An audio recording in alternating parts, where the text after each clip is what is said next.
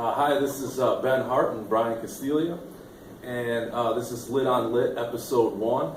And for the first time, we're still trying to figure out how this is all going to work, but for the first time we thought that we would be assigned something by someone, and a teacher and two students sort of collaborated on picking a series of poems that they thought we haven't seen before, and they pointed us out to page 978 in the AP 12 book.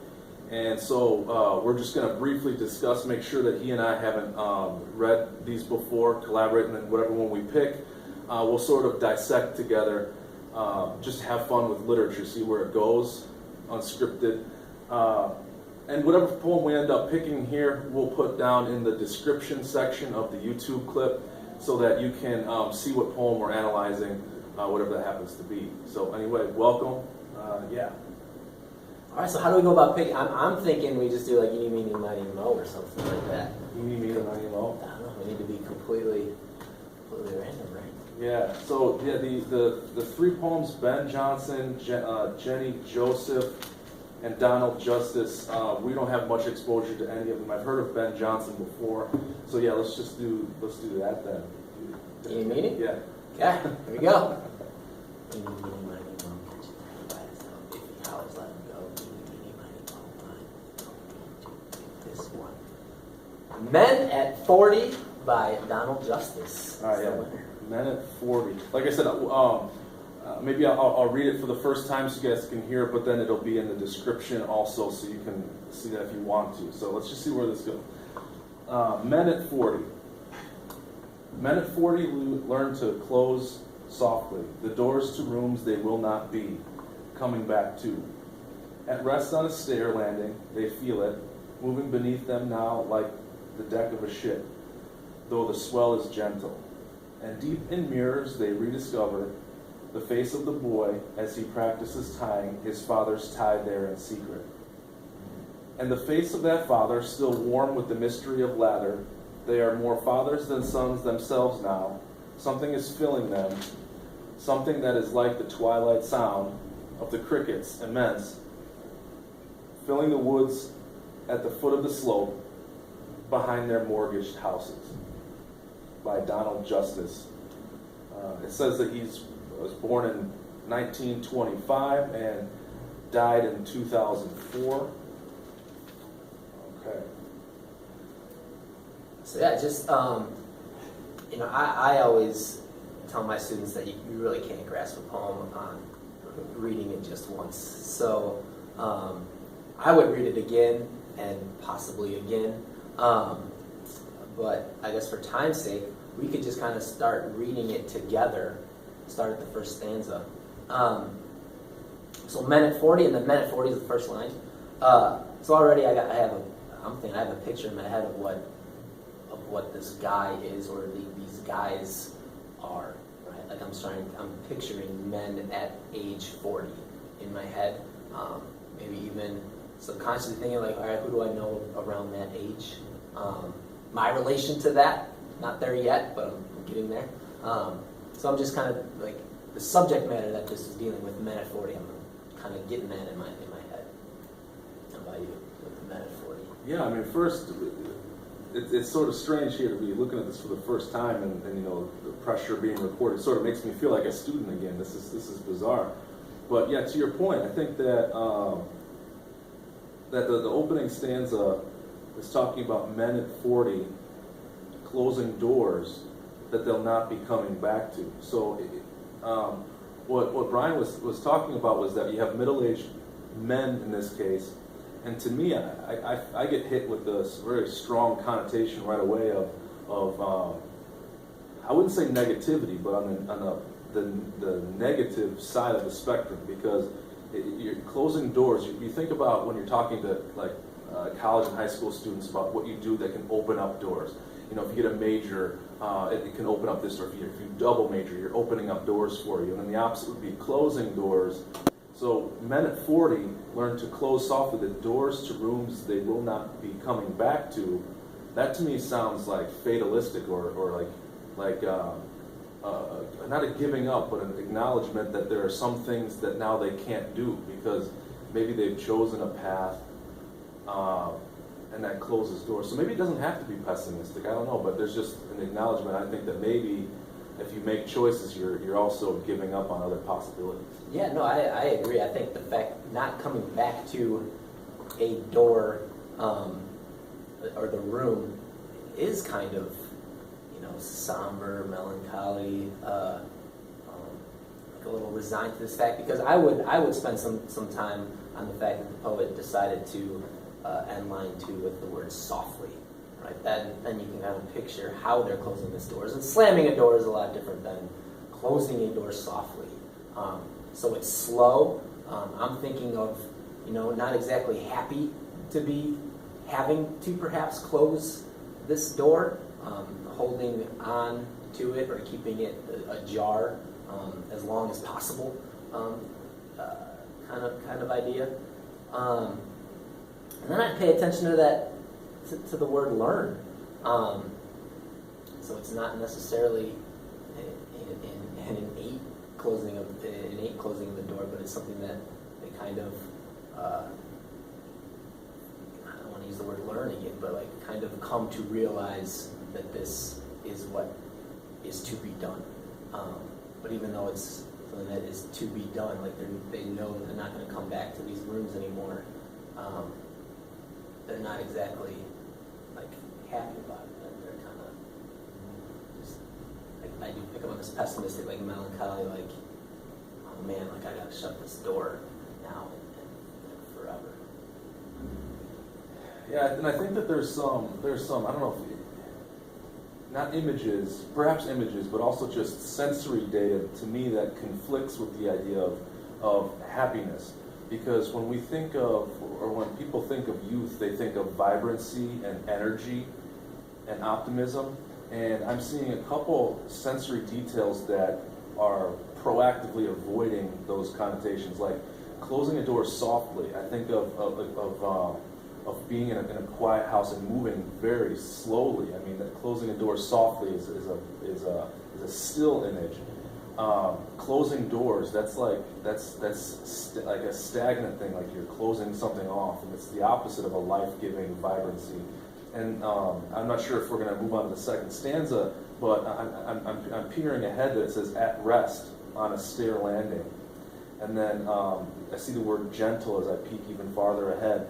And to me, that's more stagnant. Like take the symbols of spring and summer, which I'm not saying are here, but spring is a symbol of youth because of its energy and excitement and vibrancy, and summer is a symbol of adulthood in some ways because of its staleness. It's the hot sun. It's the plants are no longer flourishing and growing quickly. They're in a sustaining phase, and so the even though spring and summer aren't mentioned here, I guess it's my way of describing that energy and bustling activity is a youth thing, whereas some people have drawn connections between middle-aged or being 40 years old as a plateau or as a slowing down.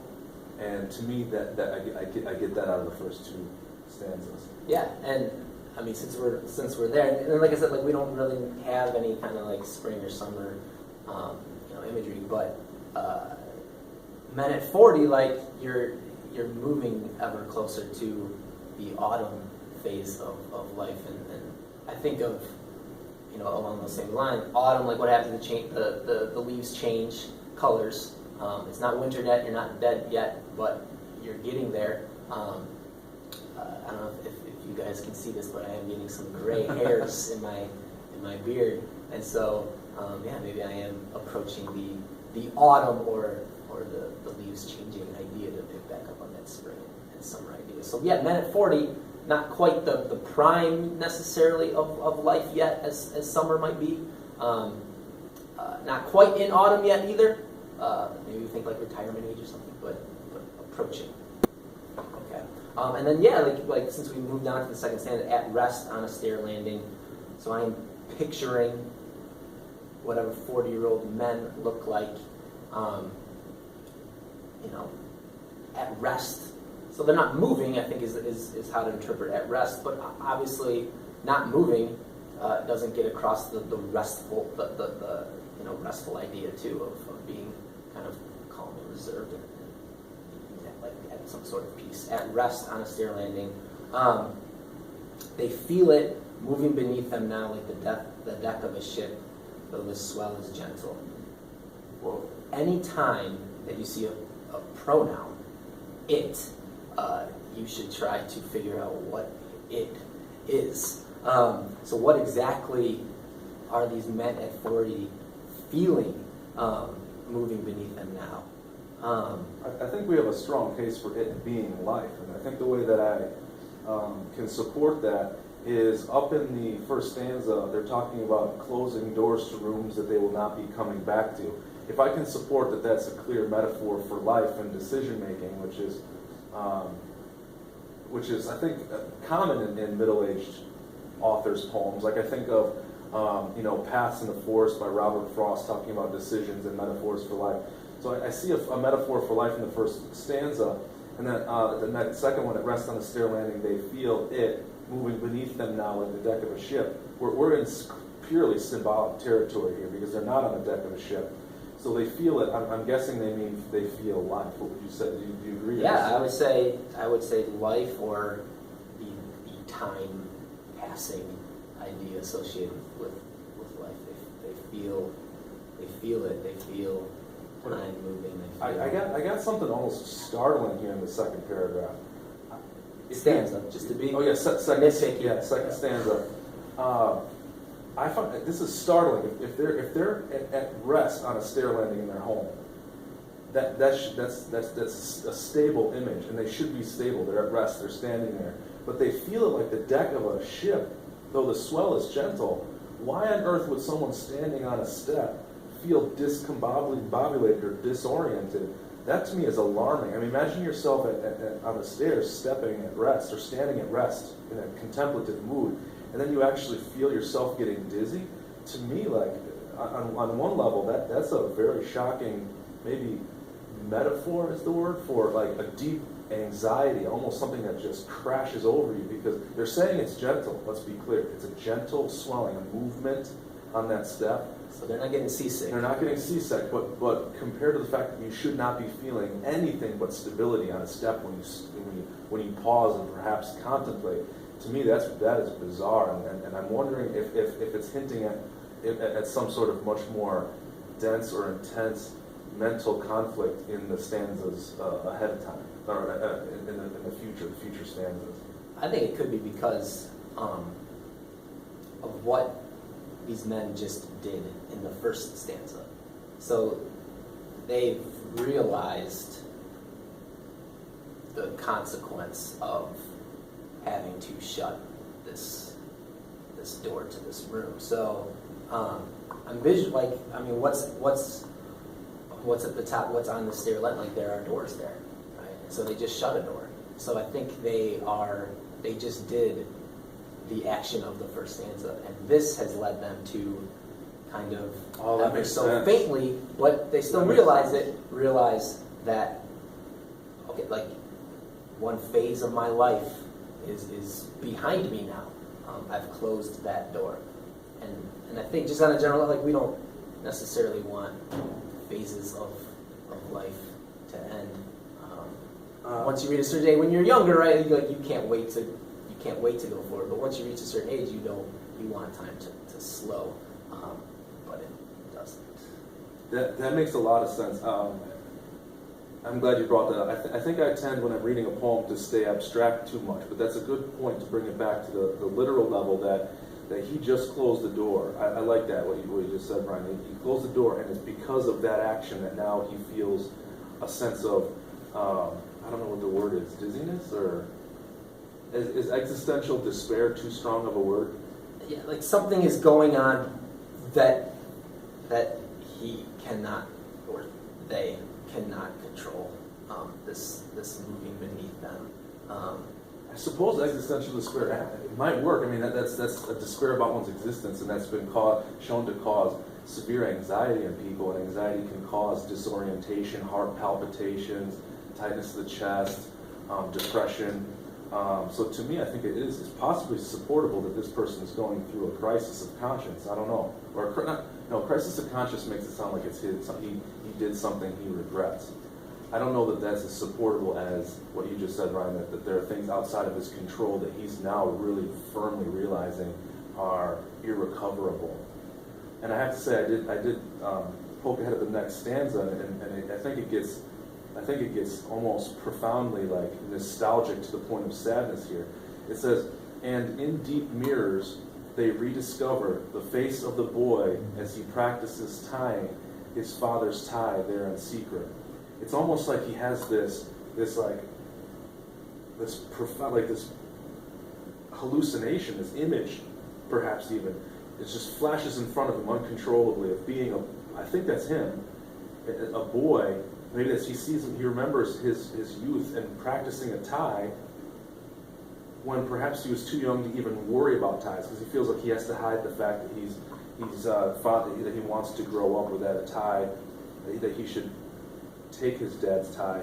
So all of a sudden, I'm going now from a sense of reflective sadness and stagnation to nostalgia, and nostalgia being sort of a wistful reminiscence, a positive, perhaps, reminiscence of youth. Yeah, I mean, I think certainly the going back and almost I think of like wishing they were still that boy, kind of like what I talked about because of the second stanza, in the sense of when you're just a boy, you want to get to the future. You want to be like perhaps one's father. And what do you see? Dad do? They tie a tie. Like that's growing up. That's moving forward, right? On life's journey is being able to tie a tie and having to wear a tie. And so the boy obviously isn't there yet. And maybe the father wouldn't want him messing with his ties, but so he does it in secret. But it's this desire to grow up and to know maybe even like adult things. But what do adults know? They know, or they come to know, they learn to know. For maybe this time thing isn't something to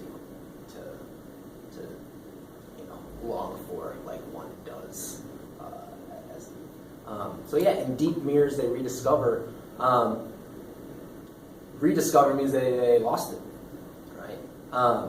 So which is a potentially negative thing, right? Yeah, they're no longer that boy. And so yeah, I don't think it's about the fact, like the literal fact of like just this boy practicing a tie. That's not what's important. What's important is what that stands for. And I think, and I could be wrong, but right in this third stanza, I'm thinking that they are reflecting back on, to maybe cleverly go off that word mirrors, reflecting back on their youth and what they wanted in their youth. Just this tie idea, like I said, of what they wanted to.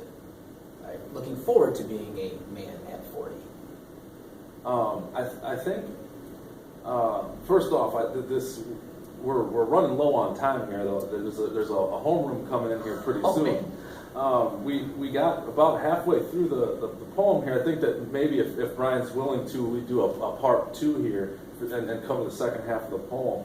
I think where I want to leave off or pick up with the next time is the idea of tying, and what maybe the symbol of tying something around your neck could potentially mean. But like I said, we're out of time, so I hope Brian can come back and we can do this later. Yeah, I'm loving this poem.